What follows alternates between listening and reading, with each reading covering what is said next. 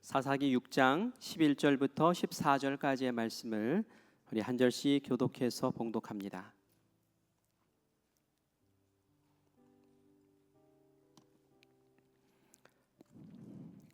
제가 11절을 먼저 읽겠습니다. 여호와의 사자가 아비에셀 사람 요아스에게 속한 오보라에 이르러 상수리 나무 아래에 앉으니라. 마침 요아스의 아들 기드온이 미디안 사람에게 알리지 아니하려 하여 밀을 포도주 틀에서 타작하더니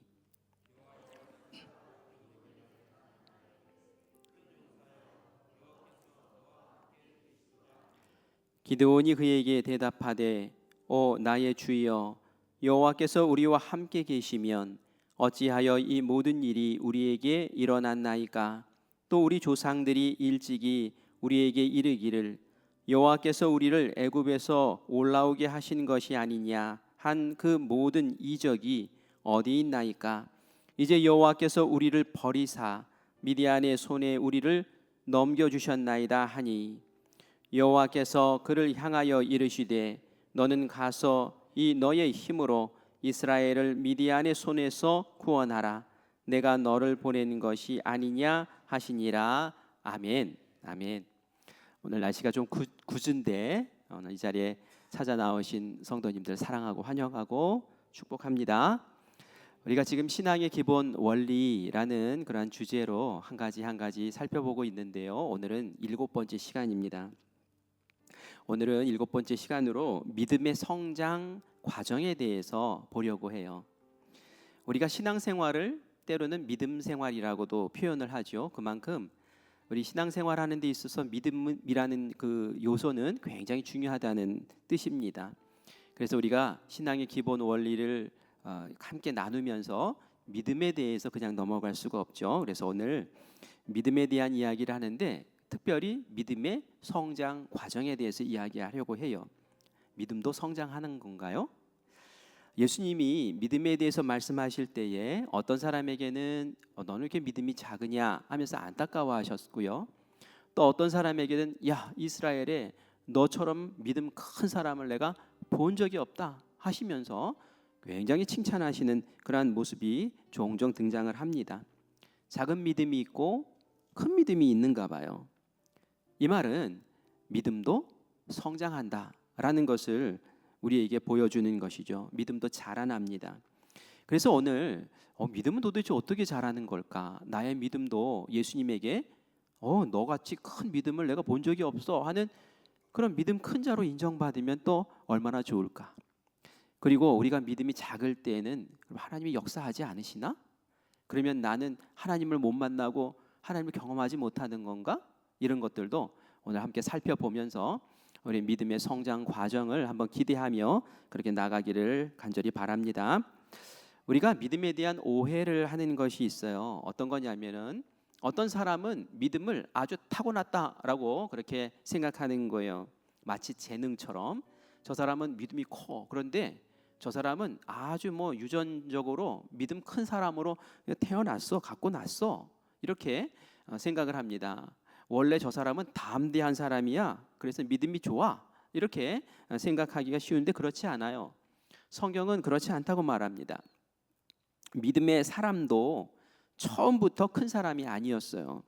작은 믿음에서 시작해서 또 흔들리는 믿음의 과정을 겪으면서 또 두려움 속에서도 말씀 붙잡고 한 걸음 한 걸음 그 믿음을 키워나가는 그런 과정을 통해서 믿음이 작은 믿음에서 큰 믿음으로 자라나는 것을 보게 됩니다.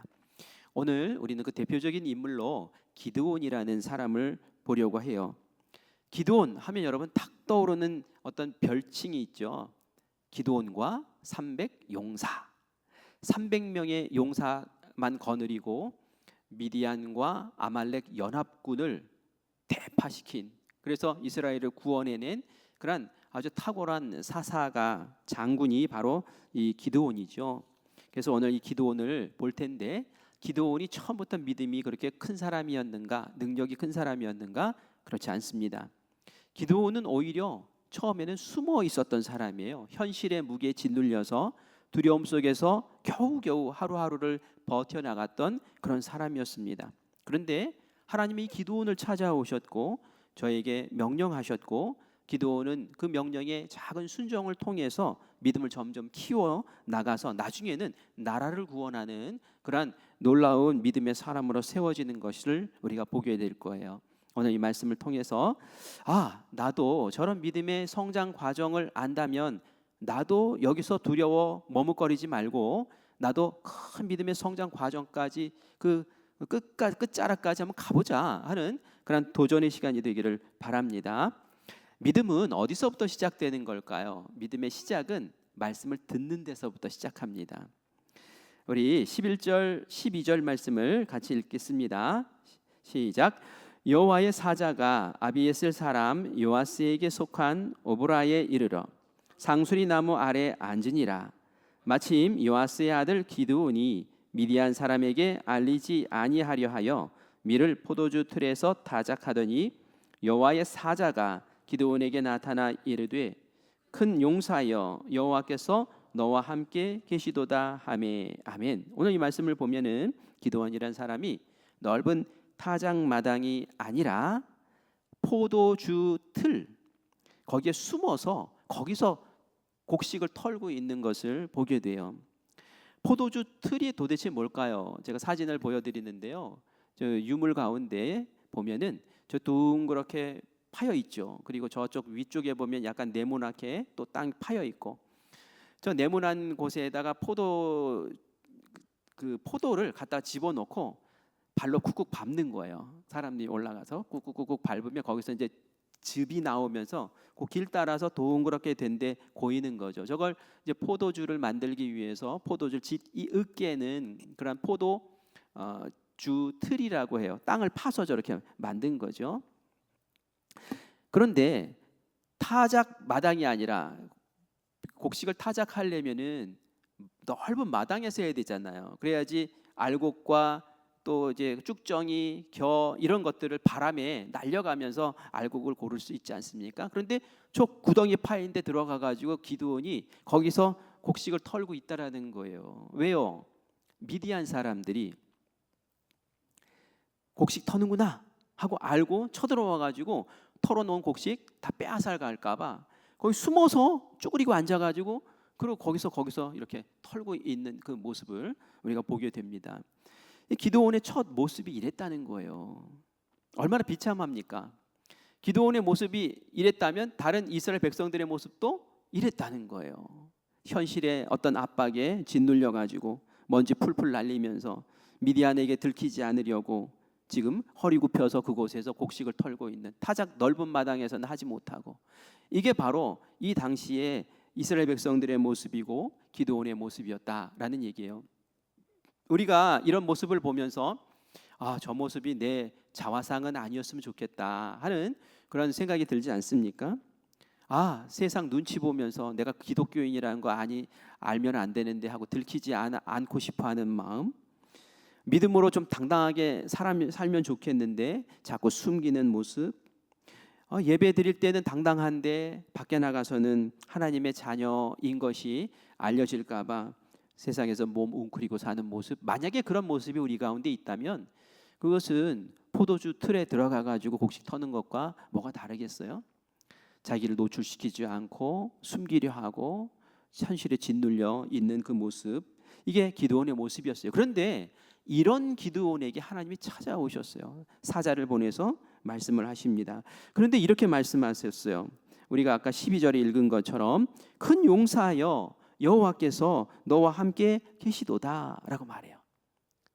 이 큰 용사여라는 말이 어울리는 말이에요. 지금 기드온이 큰 용사입니까? 지금 포도주 틀에 숨어가지고 지금 몰래 곡식 터는 모습이 어떻게 큰 용사냐는 말이에요. 좀 이상하지 않습니까? 기드온의 모습은 큰 용사와는 거리가 아주 멉니다. 그런데 왜 하나님이 이런 말씀을 하셨을까요? 그것은 하나님이 지금 현재의 기드온을 보고 말씀하시는 것이 아니라 하나님과 함께 하시는 자라고 얘기하잖아요. 하나님이 너와 함께 하실 때 너는 큰 용사가 될 거야 라는 그러한 기대를 가지고 하나님의 시선으로 하나님의 마음으로 지금 기드온을 찾아와서 말씀하신다는 거예요. 이게 바로 믿음의 출발점이라는 겁니다. 믿음은 내가 나를 어떻게 보느냐에서 시작되는 것이 아니에요. 하나님이 나를 어떻게 보고 어떻게 부르시느냐에 시작이 된다는 거죠. 기도원은 스스로를 생각할 때 큰 용사가 아니었어요. 그렇게 생각해 본 적이 한 번도 없습니다. 나는 약합니다. 나는 작습니다. 나는 숨어야 합니다. 그런 사람입니다. 이게 기도원의 모습이었어요. 그러나 하나님은 말씀을 통해서 그의 정체성을 흔들어 깨워주시잖아요. 너는 큰 용사야. 왜? 나와 함께 할 거니까. 내가 너와 함께 할 거니까. 너는 큰 용사야 하면서 그에게 말씀으로 선포하시고 그 마음에 믿음을 심어주시더라라는 거예요. 그래서 믿음은 감정이나 어떤 환경에서 시작되는 게 아니에요. 그 쭈그러들어 있는 감정, 그리고 어떤 억눌린 환경, 여기에서 믿음이 생겨날 수 없어요. 어디에서 생겨난 겁니까? 하나님이 전하시는 말씀. 하나님의 사자가 하나님의 말씀을 전했을 때에 그 심령의 믿음이 이제 시작되는 거죠. 그래서 로마서 10장 17절 말씀 우리 같이 읽을까요? 같이 읽습니다. 그러므로 믿음은 들음에서 나며 들음은 그리스도의 말씀으로 말미암았느니라. 아멘. 그 믿음이라는 것은 하나님의 말씀, 예수님의 말씀을 통해서, 그래서 그것을 들을 때에 그 믿음이 우리 속에서 이제 싹트기 시작한다라는 것을 알려줍니다. 내가 나를 볼 때는 초라해요. 그러나 하나님의 말씀이 내 속에 깃들면, 믿음의 씨앗이 심기면 그 다음에는 우리에게 믿음의 모습이 드러나기 시작합니다. 그래서 우리가 먼저 해야 될 것이 무엇이냐? 말씀 앞에 서는 거예요. 우리 표호가 그렇잖아요. 하나님 말씀 앞에 서자고, 그럼 믿음이 생깁니다. 하나님의 음성을 듣는 거예요. 오늘 이렇게 함께 모여서 말씀을 들을 때 여러분의 믿음이 성장하는 게 보일 겁니다. 혹시 이 가운데 제 믿음이 너무 약합니다. 요즘 너무 지쳐 있습니다. 자꾸 뒤로 숨습니다. 이런 생각에 사로잡혀 계신 분이 계시다면 괜찮아요. 기도원도 그랬잖아요. 중요한 것은 내 믿음의 상태가 지금 어떠냐 이것이 아니라, 큰가 적으냐 이게 중요한 게 아니라, 내가 하나님 앞에 말씀 앞에 서 있는가, 내가 귀를 열고 하나님의 음성을 들으려고 애쓰는가, 그 부르심에 내가 응답하기 위해서 경청하고 있는가, 그게 중요해요. 그것을 시작으로 해서 내 믿음은 이제 자라나기 시작할 겁니다. 기도원이 하나님의 말씀을 들었지만 완전히 막 담대한 그런 사람은 아니었어요. 그래서 표징을 구합니다. 하나님 정말 나와 함께 하실 거예요? 그 정말 믿어도 돼요? 정말이면은 내가 이 앞에 고기와 무교봉을 차려 놓을 테니까 여기 불을 좀 한번 내려보세요. 그랬더니 하나님이 불을 팍 나오게 그렇게 하십니다. 근데 응답하시는 거예요. 근데 우리가 이런 모습을 보면서 이게 중요한 것, 이게 표징을 구해야 되나 보다. 아니, 그렇게 생각하시면 안 돼요.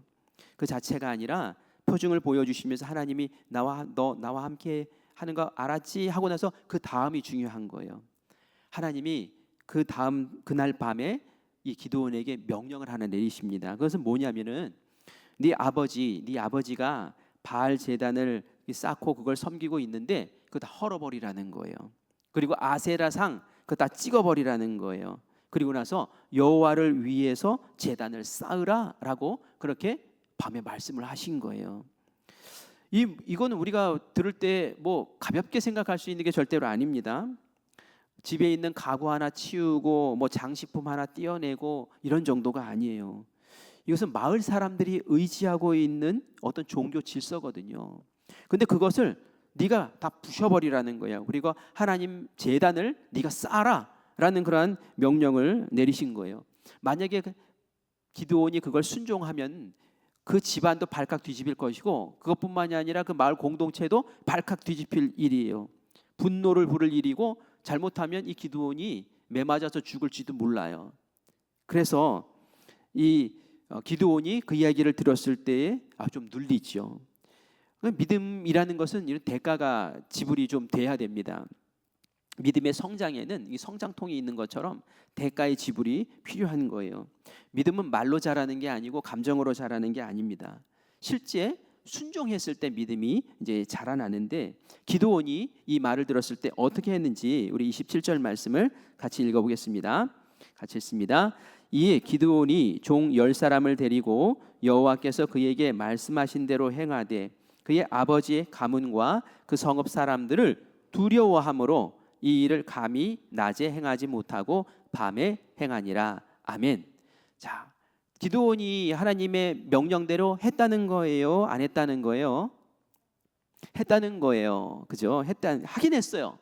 그런데 언제 했어요? 밤에 했어요. 왜 그랬을까요? 두려운 거예요. 무서운 거예요. 완전히 담대하지는 못했다는 거죠. 중요한 건 뭐예요? 두려워했지만 했다는 거예요. 무서웠지만 순종했다는 거예요. 떨렸지만 말씀대로 움직였다는 거예요. 이게 완전한 믿음의 상태는 아니에요. 그렇죠? 막 강하고 담대하고 막 대낮에 몰고 가가지고 막 때려 부수고 막 이런 건 아니었어요. 그러나 이런 작은 믿음, 때로는 좀 이게 불완전해 보이는 것 같은 그런 믿음, 이런 믿음을 통해서 하나님은 역사하시고 그를 돌보시고 믿음의 더 깊은 자리로 한 걸음 더 내딛게 도와주신다라는 것을 우리가 오늘 이 말씀을 통해서 좀 깨닫기를 원합니다. 이런 믿음은 두려운 상태에 있는 상태에서의 믿음은 그 믿음이 아니야, 그렇게 말할 수 없어요.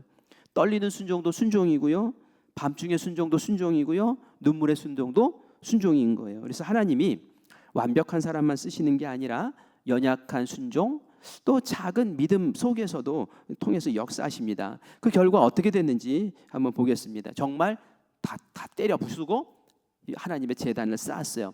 그 모습을 이제 아침에 동네 사람들이 발견했습니다. 동네 사람들이 분노했어요.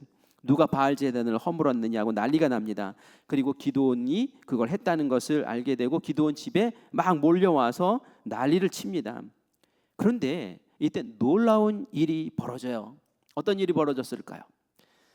난리치는 사람들에게 막 불을 내려서 막 몰아냈을까요? 그게 아니에요. 기드온의 아버지, 아마 그 바알 제단 섬기고 그럴 때 이 기드온의 아버지가 막 주도해서 막 이끌고 했던 사람이었던 것 같아요. 근데 이 기드온의 아버지가, 이 요아스가 입을 딱 여는데 그 아버지에게서 기대할 수 없는 말이 나옵니다. 우리 31절 말씀을 같이 읽겠습니다. 요아스가 자기를 둘러선 모든 자에게 이르되 너희가 바알을 위하여 다투느냐? 너희가 바알을 구원하겠느냐? 그를 위하여 다투는 자는 아침까지 죽임을 당하리라. 바알이 과연 신일진데 그의 제단을 파괴하였은즉 그가 자신을 위해 다툴 것이니라 하니라. 아멘. 이 아버지가 뭐라고 얘기를 합니까? 아버지가 지금 기드온 편에 서서 기드온을 변론하고 있는 거예요. 야, 지금 바알 신상 깨졌다고, 지금 제단이 허물어졌다고 좀 너희들 난리 치는데 바알이 진짜 신이면은 그 제단을 허물고 그 난리를 친 그 사람을 가만히 두겠느냐는 거예요. 바알이 정말 살아있는 신이라면 당장 죽이지, 아침 됐을 때 죽여버렸을 거다라고 하면서 멀쩡한 걸 볼 때에 정말 바알이 참 신이냐? 라고 하면서 오히려 되질문을 하고 있는 것이지요. 지켜보자는 거예요. 정말 바알이 진짜 신인지 한번 보자는 거예요. 너희들이 나서서 그렇게 하지 말라는 거예요. 바알 신에게 맡겨보자는 거예요. 이 아들의 담대한 순종이 말이죠, 아버지를 깨운 거예요. 아버지의 잠자고 있었던 영을 흔들어 깨운 거예요. 이 기드온의 믿음의 결단이 그 집안을 흔들어 놓고 그 작은 순종이 밤에 이루어졌던 그 눈치 보며 했던 그 순종이 공동체에 지금 충격을 가하고 있는 것이죠. 하나님은 처음부터 기드온에게 나라 구해라 라는 그러한 요구를 하지 않았어요. 그 당시에 미디안에게 짓눌려 있잖아요. 그렇다고 야 기드온아 너 가서 미디안을 점령하고 미디안을 물리쳐라, 이런 어마어마한 역할 맡기지 않아요.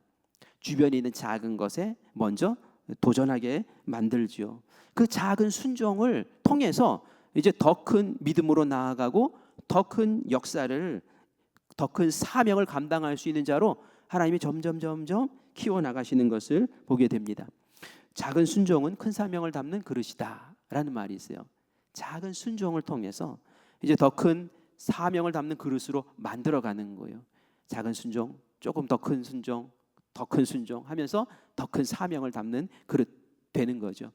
그래서 예수님 말씀하시잖아요. 달란트 비유에서 착하고 충성된 종아, 네가 작은 일에 충성하였으니 이제 내가 더 큰 것을 맡길 것이다고. 그죠? 그래서 이 작은 믿음, 작은 순종이었으나 그것을 통해서 하나님은 역사를 이루어 나가시는 거예요. 오늘 우리에게 무너뜨려야 할 바알의 제단이 있을까요? 사람 눈치 보는 것, 체면, 돈, 고집, 게으름, 이런 것들이 하나님보다 내가 더 즐기고 의지하는 것이라면 그것이 바알 제단과 같은 겁니다. 믿음은 예배당에 있을 때만 믿음이 아니라 사실은 예배당을 나섰을 때부터 진짜 믿음인 거예요. 집에 돌아가서 나의 믿음을 방해하고 순종을 방해하고 하나님 앞을 방해하는 것들이 있다면 그것이 바알의 제단이구나라고 믿고 하나님의 말씀 주시는 대로 생활 속에서 순종하며 작은 순종부터 하며 주님 앞에 더 세움받기를 원합니다. 그러면 믿음이 점점 성장하는 모습을 보게 될 거예요. 이제 기드온의 믿음이 한층 성장했어요. 그죠? 그 포도주 틀에서 곡식 털던 이 사람이 이제는 동네 사람들 두려워하지 않고 바알 신전 제단을 무너뜨리고 아세라 신상 쪼개버리고 하나님의 단을 딱 세우는 그 용감한 그런 믿음의 모습으로 성장했어요. 하나님이 이제는 이 기드온을 더 큰 현장으로 보내십니다. 우리 33절, 34절 말씀을 같이 읽어보겠습니다. 그때에 미드안과 아말렉과 동방 사람들이 다 함께 모여 요단강을 건너와서 이스라엘 골짜기에 진을 친지라. 여호와의 영이 기드온에게 임하시니 기드온이 나팔을 불매 아비에셀이 그의 뒤를 따라 부름을 받으니라. 35절 있습니다. 기드온이 또 사자들을 온 므낫세에 두루 보내매 그들도 모여서 그를 따르고 또 사자들을 아셀과 스불론과 납달리에 보내매 그 무리도 올라와 그를 영접하더라. 아멘. 이제 무대가 좀 바뀌었어요. 이 동네가 아니라 이제는 이스라엘을 위해서 네가 한번 용사로 나서야겠다 하면서 하나님이 얘를 초청하십니다. 얘라고 해서 죄송해요. 기드온을 초청하십니다. 그런데 무슨 일이 있었어요? 미디안, 아말렉, 동방 사람들이 연합군을 이끌고 요단강을 넘어서 이스라엘 골짜기에 딱 진을 쳤다는 거예요. 얼마나 큰 그 군대가 지금 장악하고 있는 겁니까? 이제 이거 전쟁 치르는 게 이거 큰 일이에요. 이거 이전에는 미디안만 쳐들어와도 그냥 숨어서 전전긍긍했는데 연합군이 쳐들어왔으니 이거 얼마나 어렵습니까? 근데 하나님이 기드온에게 너 가서 싸우라는 거예요. 백성 이끌고 싸우라는 거예요. 이제 겨우 바알 제단 허물었는데 이제는 더 큰 자리로 이렇게 옮겨 주시는 것을 보게 되지요. 이전에는 개인 문제였어요. 이제는 가정 문제였어요. 동네 문제였어요. 이제는 하나님께서 민족의 문제를 해결할 수 있는 믿음이 너에게 있어라고 인정해 주시면서 그 자리로 부르신 겁니다. 그런데 중요한 것은 우리가 이렇게 모습을 보면 와, 기드온이 그 잠깐 그걸로 그냥 믿음이 이렇게 확 클 수 있어? 와, 나도 그렇게 될 수 있을까? 정말 그게 가능해? 가능할까요? 불가능한가요? 아니, 기드온은 어떻게 갑자기 이렇게 된 건가요? 오늘 말씀에 보면은 그런 이야기가 나와요. 여호와의 영이 기드온에게 임하시니라. 이 부분이 중요한 거예요. 임하시니라.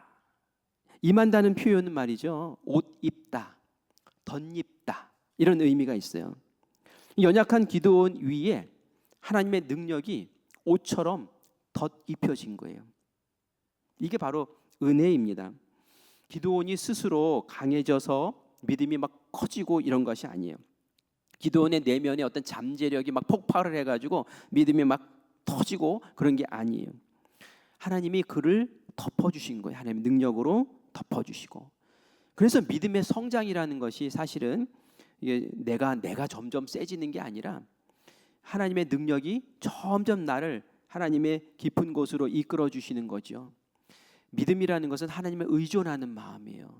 하나님을 점점 더 의존하게 되고 하나님은 아니면 안 됩니다 하는 마음으로 하나님께 더 친밀하게 다가서고 그러면 말이죠. 이 믿음이 점점 커지고 깊어지고 또 능력이 있어지는 거죠. 기드온이 이제 나팔을 불어요.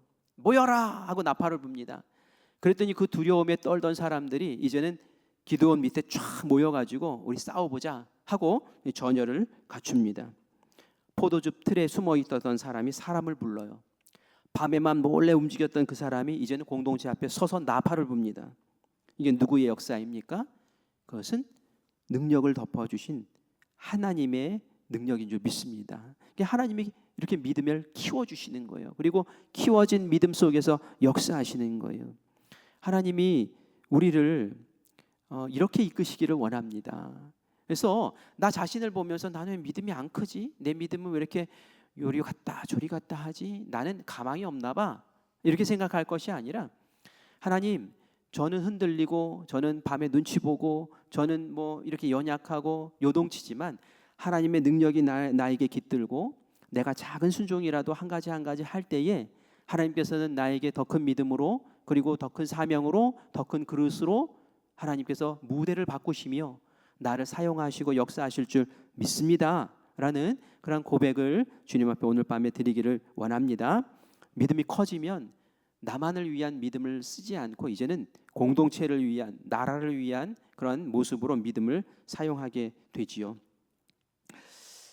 아말렉과 미디안 그리고 그 동방 사람들과 연합군과의 전쟁에서 이제 나가기로 작정을 하는데, 이 정도면은 우리가 기드온 보면서 야, 기드온 믿음 대단하다, 완전하다, 이 정도면은 이스라엘에서 이보다 더 큰 믿음을 보지 못했다라는 평가를 받을 만하다라고 생각을 할 텐데 또 그렇지도 않아요. 보면은 양털 표징을 구합니다. 양털 표징. 여러분 기드온 하면 딱 떠오르는 표징이 있잖아요. 사건.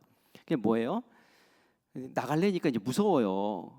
그래서 타작마당에다 양털 한 뭉치를 갖다 놓고 하나님께 요청을 하죠. 하나님, 이 밤 지나고 내일 아침 되었을 때에 이슬이 내리잖아요. 밤에 이슬 내리는데 이 이슬이 내리긴 내리는데 양털에만 내리게 해주세요. 그러면 하나님이 나와 함께 하시고 하나님이 우리 이기게 하시는 줄 믿겠습니다.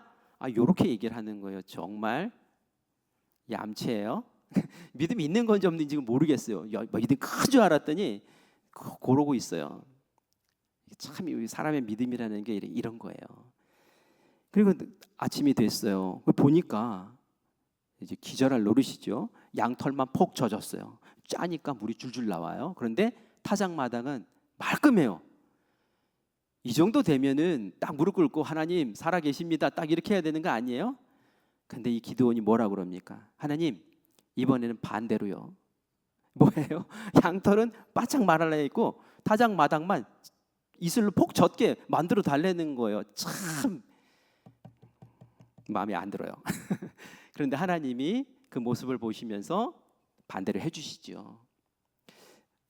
우리가 이런 모습을 보면서 무슨 생각을 합니까? 야, 나도 양털로 이렇게 했던 것처럼 하나님 뜻을 알았던 것처럼 나도 이런 식으로 점을 쳐볼까? 이렇게 생각하면 이게 아니에요. 그게 아니에요. 하나님 왜 그러셨을까요? 사실 기도는 하나님 뜻 알아요. 그렇죠? 하나님이 나가서 싸워라 뜻 알아요. 근데 지금 뭐가 부족한 거예요? 용기가 안 나는 거예요. 용기가.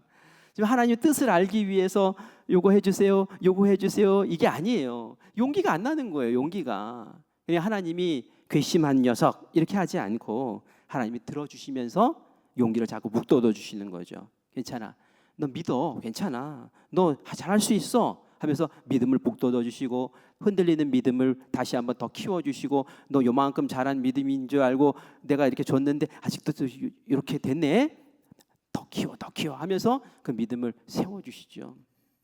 예수님은 우리의 믿음의 연약함, 흔들리는 모습 보고 실망하지 않으세요. 오히려 그것을 키워서 은혜 받아라, 능력 있어라 라고 하시는 분이에요. 그 귀신 들린 아들을 그 예수님에게 고쳐달라고 데리고 왔는데 제자들만 있었고 예수님 없었잖아요. 근데 제자들이 막 예수님 흉내 내느라고 막 했는데 귀신이 안 떠났잖아요. 믿음이 뚝 떨어졌어요. 큰 믿음 가지고 왔는데 예수님에게 데리고 가면 고쳐주실 거야 라는 믿음 가지고 왔는데 제자들이 못 고치니까 믿음이 뚝 떨어졌어요. 예수님이 오셨어요. 왜 이 소란이냐? 아니, 제 아들이 귀신 들려가지고 여기도 들어가고 막 불에도 들어가고 막 이래서 데리고 왔는데 못 고치다 얘기를 하니까 예수님이 아이고, 이 믿음이 적은 세대요 하면서 예수님이 이제 고쳐주시겠다고 하죠. 그러자 이 사람이 뭐라고 그래요? 하실만 하시거든. 하실만 하면 고쳐주시고 못하시면 마시고, 처음에 올 때는 고쳐주세요 하는 믿음으로 왔다가 하실만 하시면 이렇게 변한 거예요. 그때 예수님 뭐라고 그러셨어요? 할만하면 믿는 자에게는 능치 못함이 없다. 믿는 자에게는 능치 못함이 없다 하면서 정신 번쩍 차리게 만들어주죠. 그때 믿습니다. 할만하시면이 아니라 믿습니다 하면서 딱 붙잡고 늘어졌을 때 예수님께서 바로 그 자리에서 고쳐주시죠. 그래서 책망하시는 게 아니에요. 격려하시면서 더 큰 믿음으로, 순전한 믿음으로 그렇게 세워주시는 거죠.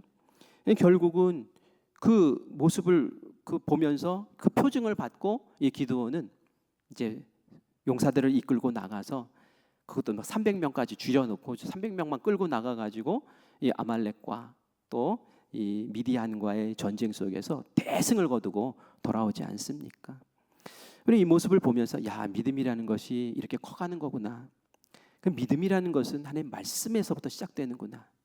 그리고 작은 순종을 통해서 하나님께서는 이 믿음을 키워나가시는구나.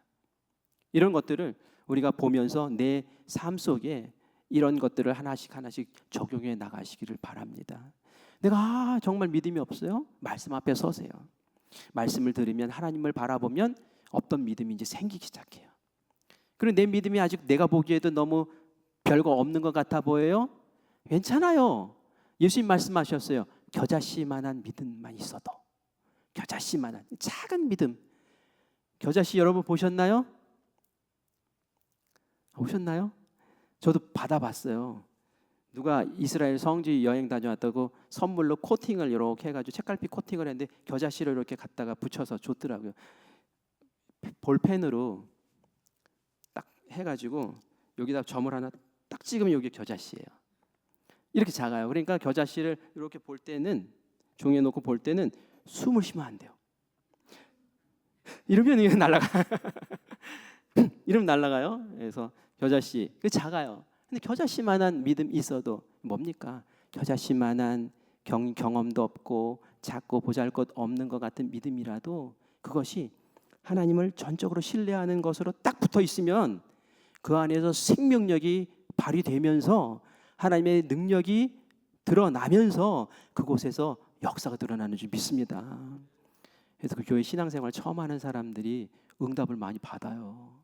처음 와가지고 너무 간절하니까, 세상에서 이리저리 돌아다니다가 안 되니까 왔잖아요. 간절히 기도하는데 그들의 믿음이 뭐 얼마나 크겠어요? 신앙 경력이 얼마나 되겠어요? 그러나 믿습니다 하면서 그 붙잡고 늘어지는 그 하나의 작은 겨자씨 같은 믿음을 딱 보시면서 예수님은 그냥 능력을 베풀어 주시는 역사가 벌어지는 줄 믿습니다.